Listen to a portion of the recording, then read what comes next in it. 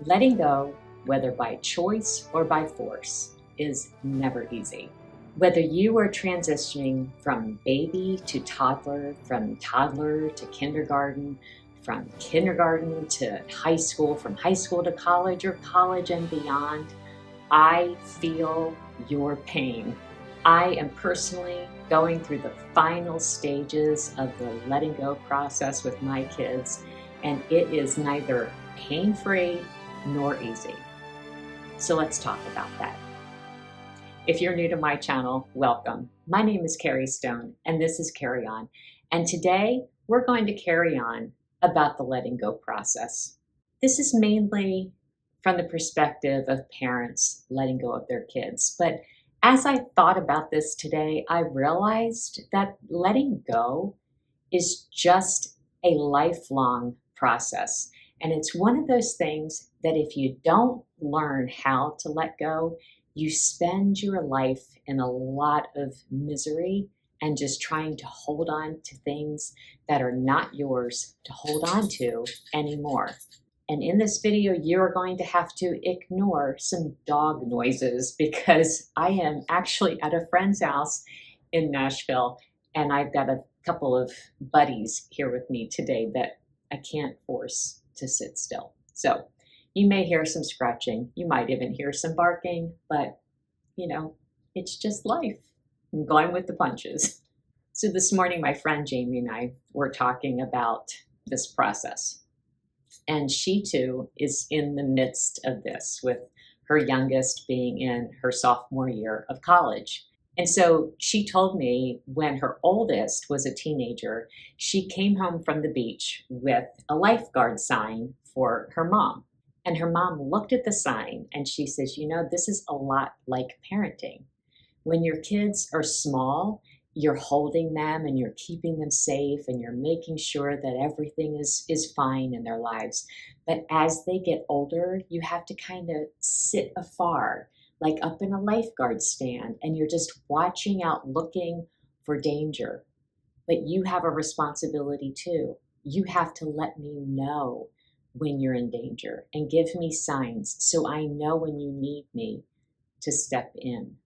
I just thought that was such a beautiful way to describe parenting.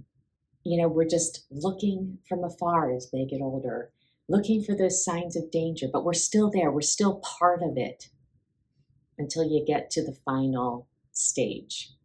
And as she told that story, one of my favorite stories of my daughter came to my mind, and it was so relevant for how I'm feeling right now. So when she was a baby, I took her to a swim class, and all the moms are in the water holding their babies, getting them acclimated to the water.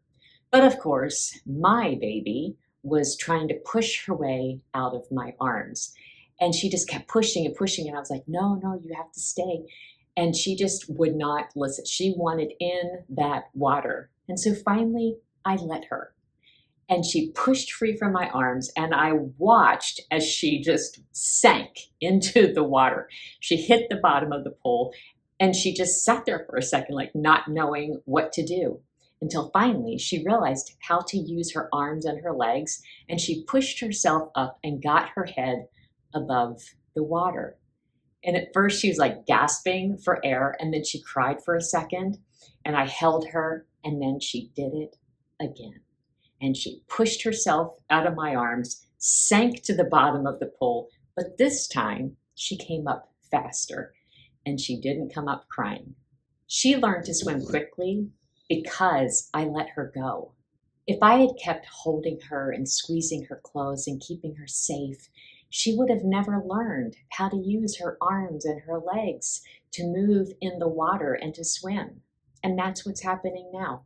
Last week, my baby girl graduated from college. Magna cum laude, by the way. I'm very proud as a mom. She graduated from college as a married woman. And as I make this video right now, she is moving in to her first apartment as a married woman in Texas. Last summer, when she got married, I began the letting go process, but she still had one more year of college. But on Monday morning, I'm really trying not to cry through this video, but on Monday morning, we said our goodbyes in the lobby of the Hampton Inn, and the letting go process was complete. My daughter is now free. She is free to fly. She's free to fail. She is free to mess up. She is free to accomplish great things. She is free to become the amazing woman that I know she is destined to become. I get how hard this is because I'm struggling. I'm struggling because I love being a mom. I've loved this stage of my life. I know how hard every single transition has been. But through this entire process, from start to finish, I have applied these 6 steps. And I thought I would share them with you so I can help you through this transitioning process. And the first step is pray. Pray often and pray much. Pray all the time because that is what's going to get you through. I pray all the time for both of my babies, that God would just be with them, protect them, guard them, keep them safe, let no weapon formed against them prosper, let everything that happens in their lives happen for their good and His glory. I mean, I am constantly, always praying for my kids, and you have to just keep praying. That reminds you, when you're praying, it reminds you that they are not yours. They never were yours. They have always been His. So just pray much and pray often. The second step, release. You have to release your kids daily. Because you will wake up every day wanting to take them back, wanting to keep fixing things in their lives, wanting to keep parenting them in a way that is not your job anymore. And you just have to constantly remind yourself by releasing them daily. Just, Lord, I give you my babies. Here they are. They are not mine to take care of anymore. They are yours. Guard them. Keep them. They are yours. Do that all the time. Step number 3 is to accept. You have to accept that you are no longer in the past. Looking back all the time, oh, remember when she was this? Remember when he did this? That you're staying in the past. You have a life. You have a future. You have a hope. You need to accept that that phase of your life is done. And now you have this huge horizon with so many possibilities that can just take you and propel you forward as long as you're not continually looking back. So you need to accept where you are and keep moving forward. Number 4 is to inspire. Now you get to become the motivational speaker of their lives. My kids, I've always been that, but now it's different. Now I'm just there to inspire them. If they ask me for wisdom and discernment, I am happy to give it to them, but mostly I am here to cheer them on. I am here to just inspire them to greatness, to become all that I know they can become. And that's your job too. Number 5 is share. Share your feelings. Share with your kids, with your spouse, or with a close friend or family member what you're feeling, what you're going through, so that you're not bottling that up. What you're feeling is completely normal. You should feel sad. You should be hurting. This should be painful because it's hard. It's hard to let people go, especially when, they are yours. You've loved them and cared for them and poured yourself out for them. This is not easy. Don't let anyone tell you that it should be. Just share your feelings. Let them know how you're feeling, why you're feeling it, because your kids are going to go through this process one day too. If you hide it from them, then they're going to think this isn't normal when they go through it. So just be honest and share what you're going through with someone else so that you can keep it from bottling up inside of you. And finally, number 6, evolve.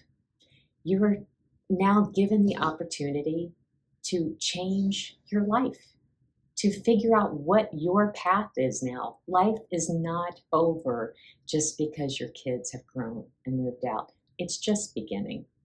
So it's time to evolve and figure out who you are in this new phase of life. And coincidentally, the steps that I just gave you are an acronym, which is praise. And I encourage you to praise God in all things through this. Being a parent is the most amazing gift.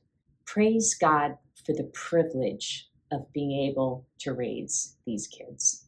The letting go process hurts because we loved so deeply, and that is a beautiful thing.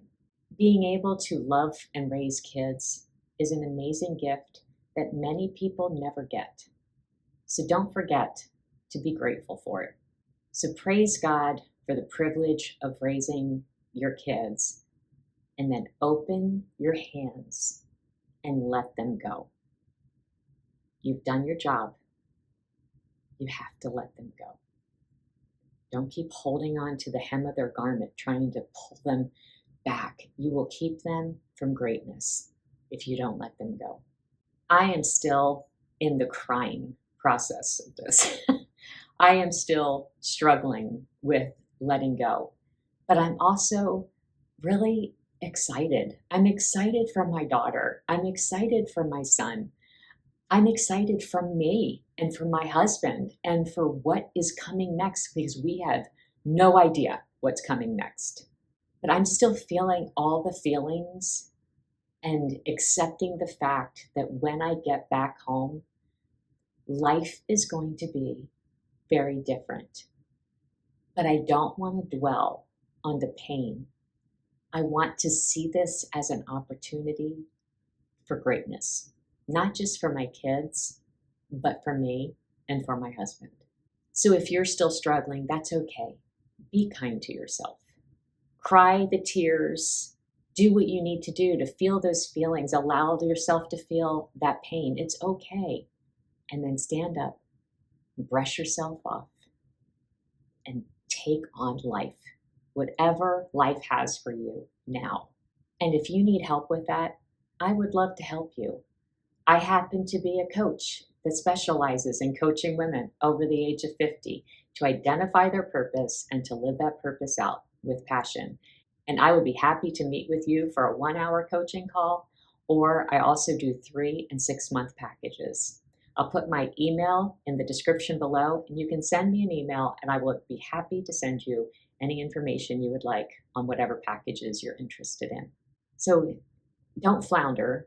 Don't sit there wondering what's next. Get the help you need. Find what's next so that you can live that life of purpose with passion. And now that you're letting go, it may be time to declutter that empty nest of yours. And if you need help with that, you can watch this video right here. And until next time, be kind to yourself. Cry the tears you need to cry, but overcome, stand up, and carry on.